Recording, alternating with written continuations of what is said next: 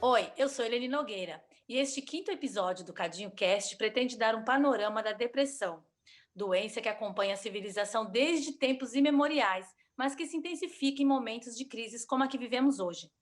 São mudanças repentinas na rotina e redução do contato físico e social, até mesmo com familiares, que sem dúvida são fatores geradores de uma sobrecarga emocional. Sim, e a nossa convidada é a professora e doutora em Psicologia Social Maria Isabel Calil, coordenadora do mestrado profissional em Psicologia e Políticas Públicas da Unisantos. Oi, gente, eu sou a Glete e, doutora Maria Isabel, eu quero dar as boas-vindas nossas à sua participação. Boa tarde a todos e todas. Em primeiro lugar, eu gostaria muito de agradecer a oportunidade de estar aqui com vocês. Acho que é uma oportunidade muito rica da gente trocar umas ideias, refletir. Doutora Maria Isabel, a gente está vendo na mídia todos os dias falar em depressão, parece que é a palavra da moda. Mas muita gente, o leigo principalmente, ele confunde muito a depressão com outros problemas mentais, a ansiedade, o estresse do trabalho, uma série de outros. Como fazer para identificar se a pessoa realmente está com depressão ou com outros problemas mentais? Bom, em primeiro lugar, é importante a gente resgatar um pouquinho e entender que a depressão ela é uma patologia. Então, ela é um quadro patológico. E isso significa que ela tem um agravamento. Ela é composta por sintomas, onde entram esses que você colocou. A ansiedade, né? Ela está presente na depressão. Muitas vezes está presente o pânico, a fobia social, que é essa dificuldade de fazer contato, de estabelecer relacionamento com os outros, né? Esse momento todo é um momento muito delicado, porque existe o distanciamento, o isolamento social. Mas eu estou falando da depressão em si. E é uma doença que é uma patologia que a gente vive num mundo hoje que banaliza um pouco as coisas. A gente brinca assim, hoje ninguém é mais uma hora alegre, outra hora triste, ele é bipolar. A gente está numa sociedade que exagera as coisas, né? Tudo vira doença. Isso é complicado porque na hora que aparece mesmo um quadro de doença, não se consegue identificar. Então, essa sua pergunta ela é muito interessante, em primeiro lugar, para a gente entender que a única forma da gente perceber que algo se tornou um transtorno, uma patologia, é quando a gente percebe na gente, no outro, que efetivamente, realmente, aquilo está prejudicando o funcionamento do indivíduo. Então, na depressão, o indivíduo não tem, muitas vezes, na maioria das vezes, não tem vontade de comer, não tem vontade de tomar banho, não tem vontade de trabalhar, ele não tem mais desejo de viver. A depressão, ela provoca, né, vamos dizer assim, né, uma ausência de desejo, de vida, né, que é o que nos move, que é o que nos leva a acordar todo dia, né? Às vezes ir trabalhar, fazer as atividades que a gente tem que fazer, e na depressão isso fica tudo muito alterado. Então, a única forma que eu entendo da gente poder distinguir as coisas, né, é a gente estar muito atento, com um olhar muito atento no outro e na gente, porque não é só no outro. Por exemplo, vocês falaram do aumento da depressão em idoso, em adolescente, né? Na adolescência, é muito comum que as pessoas achem assim, não, meu filho chegou em casa e se fechou lá no quarto. Ah, mas isso é coisa de adolescente, né? Todo mundo aqui já ouviu a frase. Ah, ele está aborrecente, né? Não adolescente, aborrecente. Ou então diz assim, ah, adolescente é tudo igual, só muda de casa. Quando a gente faz isso, a gente está minimizando. Eu não estou dando importância. Então, o dia que esse adolescente realmente estiver num processo depressivo, nós vamos tratar como, ele é adolescente assim mesmo. Então, a gente tem que estar muito atento. Normalmente, quando é conosco, a gente nega o máximo possível, porque existe muito preconceito com doença mental, né? Então, o próprio paciente nega. Tem que ter um familiar ou um amigo para dar um toque. E como que essa pessoa vai perceber quando ela só está ansiosa, se ela está só cansada e ela realmente está entrando numa depressão? Quais os sintomas aparentes? Um sintoma que aparece muito é esse que eu te falei, de não ter vontade de fazer nada. Então, não tem vontade de comer, mas não tem mesmo. Não adianta a pessoa levar para ele, né? Porque às vezes você não tem vontade de comer, mas assim, é porque você está cansado de comer aqui, por exemplo, você queria comer outra coisa. Não tem, você não come, né? Perde o desejo. Mas é não ter, você começa a perceber no outro que aquilo não está fazendo com que ele saia, com que ele vá para a escola, por exemplo, se for adolescente, se for o filho, né? Que ele esteja sempre, de alguma forma, se prejudicando. Um sintoma da depressão, muitas vezes, é a automutilação. Né? O que é a automutilação? Uma situação que tem aparecido muito entre os jovens, né, os adolescentes.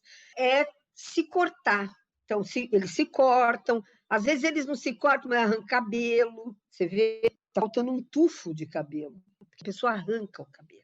Machuca a orelha, arranca, vai cutucando até arrancar um pedacinho da orelha.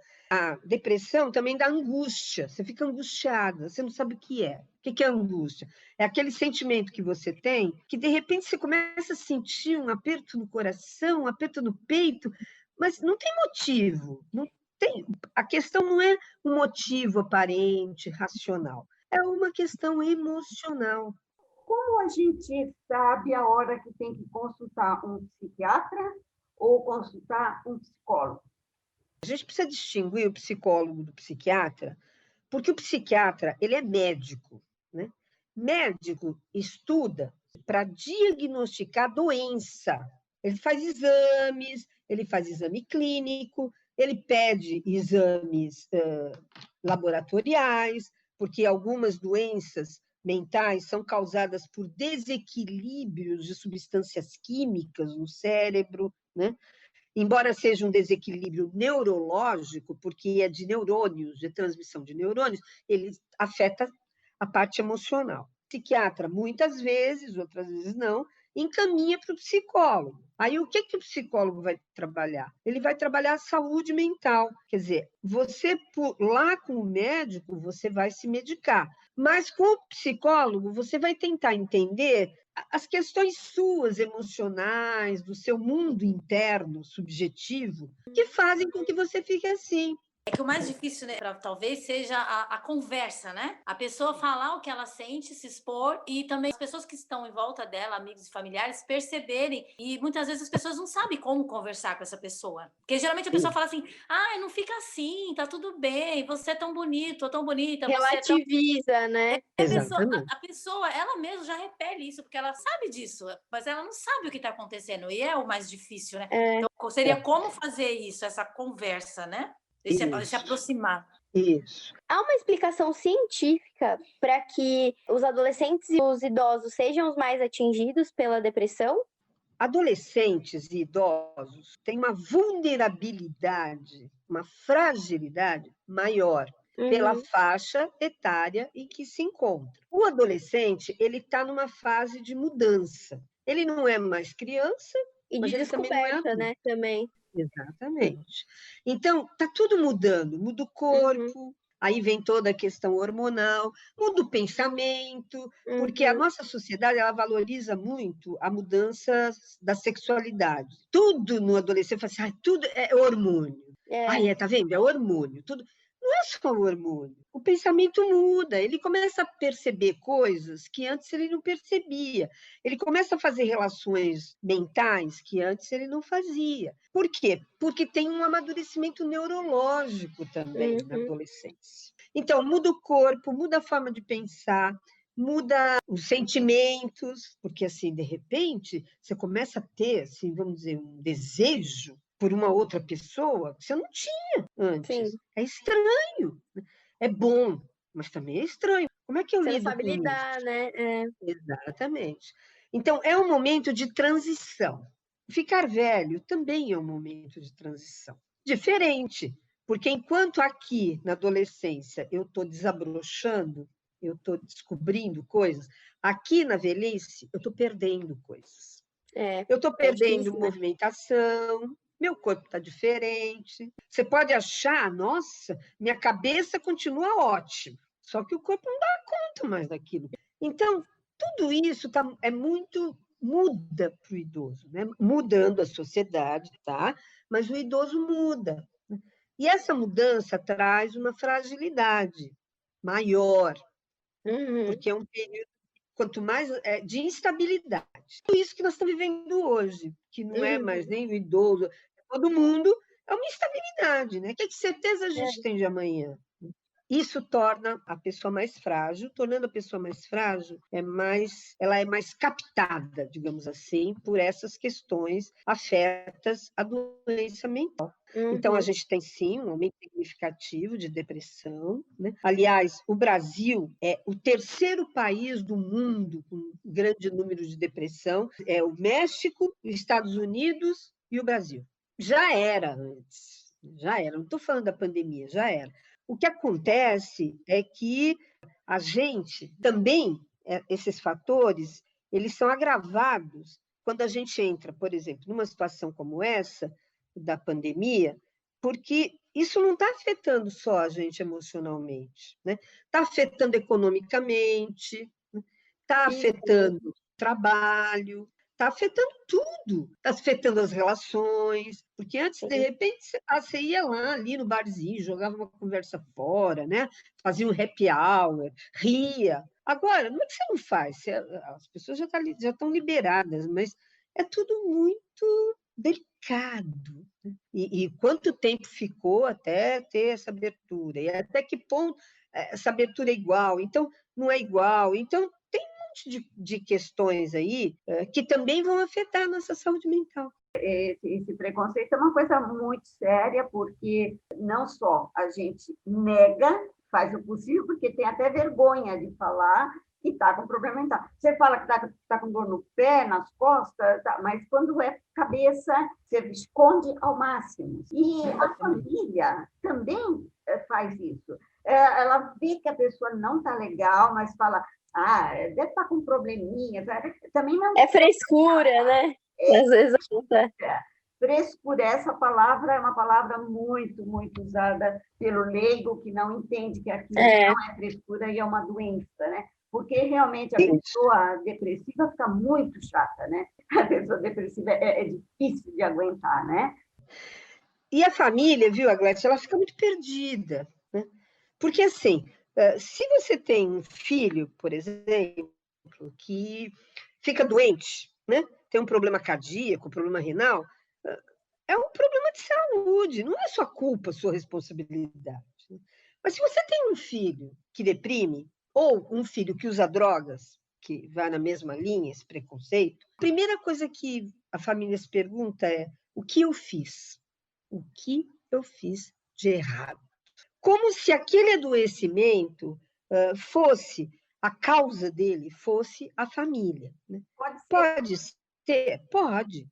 Pode ser, mas pode não ser também, porque hoje, se você analisar, a família tem muito menos influência sobre o adolescente, né, o adulto, do que tinha alguns anos atrás. A família hoje, ela trabalha o dia inteiro para poder sustentar os filhos. Então, ela tem, às vezes, pouca convivência com o filho. A escola tem mais convivência do que ela. Né? E aí, quando acontece uma doença mental, vem tudo isso na cabeça. Eu não fico com meus filhos, vem a culpa. E, por essa culpa, a tendência da família é se afastar dessa questão. Então, negar, ou como você disse, quando a gente fala que é frescura, está minimizando a coisa. E as pessoas acham doença mental frescura. Está deprimido? Que bobeira! Como se assim... E a gente vive numa sociedade que exige que a gente seja feliz. É isso que eu ia perguntar até. No mundo que a gente vive hoje, né, cheio de informação, rede social, influenciadores, em que as pessoas estão o tempo todo postando fotos que elas estão bem, que elas estão felizes, que a vida é perfeita, não sei o quê. Você acredita que isso influencia nessa patologia até, nesses transtornos mentais que a gente hoje convive? Muito, porque as redes sociais, elas exigem que você seja perfeito, porque todo mundo posta coisa boa. A maioria, a não ser alguns, né, sites que estimulam o suicídio, essas coisas aí, né, mais patológicas também, mas a maioria, Facebook, Instagram, vai mostrar você bem. Você não fica se mostrando quando você está mal. Até porque ninguém quer ver, né? Então já não faz para isso mesmo, né? Que é esse mundo. Aliás, não é nem só na rede, né? Quando você pergunta para as pessoas assim, e aí, tudo bem? O que você espera que as pessoas respondam? Tudo bem. Quando a pessoa fala assim, mas sabe o que é? Não é? Ih, caramba, eu estou atrasado. E a pessoa vai ficar me falando. Nós não temos disponibilidade para ouvir as pessoas. E a gente, por um lado, não tem disponibilidade, por outro, a gente também está cheio de problema. Não cabe mais nenhum. Então, tudo isso dificulta ouvir, acolher, porque acolher é mais do que ouvir. Eu ser capaz, inclusive, de ver a pessoa chorando e saber que eu não vou fazer nada, mas eu consigo deixar ela chorar, por exemplo. Só dela chorar, ela já vai se aliviar um pouco, né? Mas para eu ouvir ela chorando, eu preciso também estar com a minha angústia sossegada. Isso é um treino também que o psicólogo tem durante o processo de formação dele, né? Essa capacidade de acolher, de ouvir, porque é isso que ele faz no consultório, esse é o trabalho dele, no consultório, em qualquer lugar que ele vai trabalhar, ele tem que ouvir, e aí ele vai ouvir coisa ruim, e aprender a romper meus preconceitos, porque a gente também, quando ouve, tem preconceitos. Esse preconceito de que, nossa, você é tão jovem, né? A gente tem visto situações de suicídio, na universidade mesmo, né? Situações que são colocadas na mídia. Tem que ter uma relação entre depressão e suicídio. Para complementar, em quais faixas etárias acontece mais? Olha, veja bem, o ser humano é um ser extremamente complexo e extremamente delicado. Parece que a gente perdeu um pouco dessa noção da delicadeza do ser humano. O ser humano é uma joia. Nós temos que tratar o ser humano com muito cuidado, com muito respeito, porque são sentimentos. Nós estamos lidando com uma fragilidade de um modo geral. Não é nem só de idoso, só de idoso, adolescente. Geralmente, o suicida, ele aponta algumas coisas antes de cometer o suicídio. A depressão é um fator? É. Toda pessoa deprimida se suicida? Graças a Deus, não.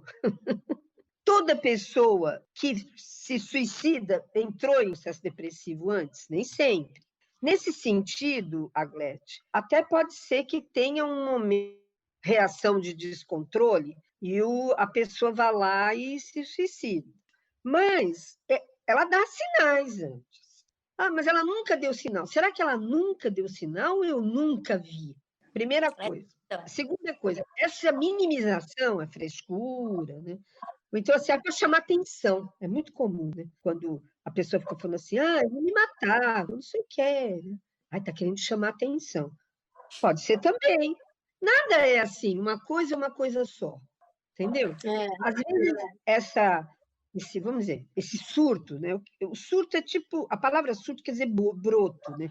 A gente associa muito surto com loucura, psicose, a pessoa teve um surto. Surto é um broto, é algo que rompe. Às vezes esse surto, essa atitude que levou ao suicídio, ela vai acontecer por uma série de fatores, né? Que vão se acumulando. Deles vão se acumulando. E aí ele não se sente mais capaz de lidar com aquilo, de enfrentar aquilo, e aí, para ele, o suicídio foi uma saída, foi uma solução. Para nós, é um problema, mas para ele pode ter sido uma solução. E não ser, ele viu como uma solução. Então, por isso que é muito atento, né? A pessoa vai dando algumas dicas, tá? Não dá para minimizar, achar que só quer chamar atenção, porque nessa ele vai lá e comete o suicídio, né? E a gente tem umas nuances aí tecnicamente, né? Tem a ideação suicida, né? A ideação suicida é aquela pessoa que não comete suicídio, mas ela pensa no suicídio muitas vezes, tá? Ela tem ideias, ela até planeja às vezes, mas ela não faz. Tem a tentativa de suicídio, né, que aí o indivíduo vai lá, tenta, mas o que ele faz não dá. Ele faz de um jeito que não dá para ele. Ele não quer morrer mesmo, mas ele quer se ferir. Ele não quer só chamar atenção. E tem o suicídio. Então, existe nuances nessa história, né? Eu sei porque eu trabalho com isso, né, há muitos anos também, principalmente com crianças e adolescentes, mas assim, eu não sabia, eu sei porque estudei, mas as pessoas não são obrigadas a saber, os pais não são obrigados a saber. Os pais, numa situação como essa, eles precisam de ajuda. Eles conseguem resolver isso sozinhos? Nem sempre. Aí eles têm que buscar ajuda. Não pode ter vergonha de buscar ajuda. A ajuda não tem que ser um sinal de fracasso. Tem que ser um sinal assim, olha, eu estou preocupado e eu vou buscar ajuda. E a ajuda do psicólogo, a ajuda do psiquiatra, é como a ajuda de qualquer outro profissional da área médica, da área da saúde. Então, ai, nossa, o seu filho está indo no psicólogo? Tá. Qual é o problema? Não tem problema nisso. Isso não é um fracasso, nem do filho, nem da pessoa. Isso é uma necessidade. Por um lado, em alguns casos, ir no psicólogo é chique. É o outro lado. Pode parecer brincadeira. É o outro lado. Né? Já E para para outros, outro, para a sociedade no geral, é um tabu, né? Eu, por exemplo, antes de precisar ir pro psicólogo, eu achava, gente, é coisa de gente doida, né? E até que você realmente precisa e fala, não, peraí, não é isso, né? o que o psicólogo vai fazer? Ele vai ajudar você no processo de autoconhecimento. Exato. Né? Você vai aprender a se conhecer. Aprendendo a se conhecer, você vai aprendendo as suas reações, você vai sabendo de quando que você vai te dar raiva ou quando você tem raiva, como é que você lida com aquela raiva. Sim. O remédio, ele aplaca sentimento. Né? É que nem dor de cabeça, está morrendo de dor de cabeça, você vai lá e toma um remédio. Para quê? Para aliviar a dor de cabeça. Só que passou efeito, vem de novo. Tem que ter uma causa essa dor de cabeça. Você vai ter que buscar tratar. Se fosse uma anestesia, né? É como a febre. A febre você toma para baixar a febre, mas é porque você está com a febre porque você tem uma inflamação ou uma infecção. Se você ficar tomando só para febre, não vai resolver o problema. Só que quando o processo é mental, a gente não vê assim. Sempre acha assim, daqui a pouco passa um dia, 2, 3, aquela tristeza profunda. As pessoas começam a se afastar, falam, nossa, tal pessoa é chata pra caramba, tá sempre reclamando, tá sempre de cara feia, mal-humorada. E a própria pessoa se sente assim e se afasta dos outros, mas ela tá vivendo ali um dilema, né? Está sofrendo. E eu acho que o mais difícil é a sociedade entender isso. O que fazer, né? Exatamente. Né? E todo mundo fica impotente, aí a sociedade fica impotente, aí os pais ficam impotentes, né? E a impotência mexe com a gente. A impotência é se eu quero, eu não sei o que eu vou fazer. Então é melhor não fazer nada. Entendeu? Deixa ela, porque também tem essa coisa, muitas vezes o depressivo, ele é aquele cara que tem vamos dizer assim, uma nuvenzinha em cima da cabeça dele, né? É aquele que acorda de manhã, fala assim, ai, que sol bonito! Aí a pessoa olha e fala assim, mas tem aquela nuvem ali, ó, vai chover já já. Ela só vai olhar coisa ruim. Não é que só tem coisa ruim, ela só olha coisas ruins. Então, é isso que é o autoconhecimento. Bom, eu sou assim, eu estou assim, então o que eu posso fazer para mudar? A gente tem que buscar como é que a gente faz para mudar, para melhorar, para se sentir melhor. E às vezes a gente consegue fazer isso sozinho. Precisa da ajuda do profissional. Quando você digita depressão no Google, é tipo, sei lá, os primeiros 5 resultados que aparecem é depressão tem cura? E aí eu deixo para você responder essa questão. As doenças emocionais, na medida em que elas são determinadas por muitos fatores, e que entre esses fatores está isso que eu falei para vocês, o autoconhecimento, o autocuidado da pessoa, e mudar a forma de ver as coisas com ajuda, eu acredito que depressão tem cura. Quando é um caso de uma depressão provocada por um desequilíbrio químico no cérebro, ela vai precisar de medicamento. Mas com o medicamento adequado, isso pode ser estabilizado. Ela pode, vamos dizer assim, sempre ter esta depressão, mas a depressão está sob controle. Pode viver bem, né? Tem estudos, né, sobre a implantação de chip no cérebro em alguns locais, né? Um chip que o próprio paciente ele estimula uns choquinhos, né? É como se fosse um choquinho, o tal do choque elétrico que tinha antigamente, é como se fosse algo assim, mas tomar as devidas proporções, né? Quando é uma depressão profunda, que não se consegue de jeito nenhum controlar.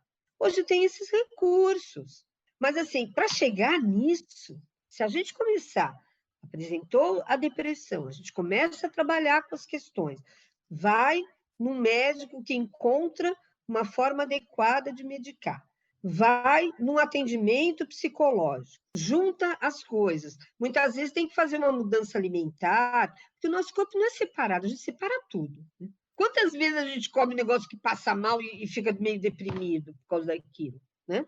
Então, e vice-versa. Você não está bem emocionalmente, você come uma coisa que você sempre comeu naquele dia faz mal. Passa mal, né? Exatamente. Então, isso que eu acho que é importante, né? A gente entender que nós temos que utilizar recursos, né? Chegar numa situação como essa, que eu disse, de desequilíbrio químico, de neurônios, de serotonina, de que já é bem mais complexo, né? Aí, para chegar nisso, tem alguns sinais também físicos antes. O que eu acho que é mais importante para essa cura, tal da cura da depressão, é essa atenção, esse cuidado, né? Esse apoio da família. A família tem que ser apoiada. Para ela perceber, ela teve falhas, quem não tem? E se ela teve falhas, o que ela pode fazer agora para consertar? Porque o que passou, passou. Você tem que aprender isso com as pessoas com quem você convive. Seja filho, seja namorado, seja marido, e aprender a lidar com isso, para eles também aprenderem a lidar com a gente, né? Sim. Porque aí a gente pode dizer, olha, eu queria conversar, preciso de um tempo. Você tem tempo para conversar? Agora, se você nem ouve o outro, como é que você vai querer que o outro te ouça? Então, eu acho que o psicólogo tem um privilégio e que a gente tem que aprender isso, o autoequilíbrio, o autocuidado, o autoconhecimento, como é que eu me acalmo. Não adianta dizer para vocês, olha, vão lá na praia e gritam. Para você pode ir, né? Para a Vanessa pode ser bom, para a Eleni não, para a Glete pode ser outra coisa. Doutora, vamos despedir, agradecendo muitíssimo. Muito obrigada pela sua participação. Eleni, Vanessa. Doutora, foi um prazer receber. Muito obrigada também, né? Gostei muito de conhecê-las. Um Muito abraço. obrigada, a gente amou.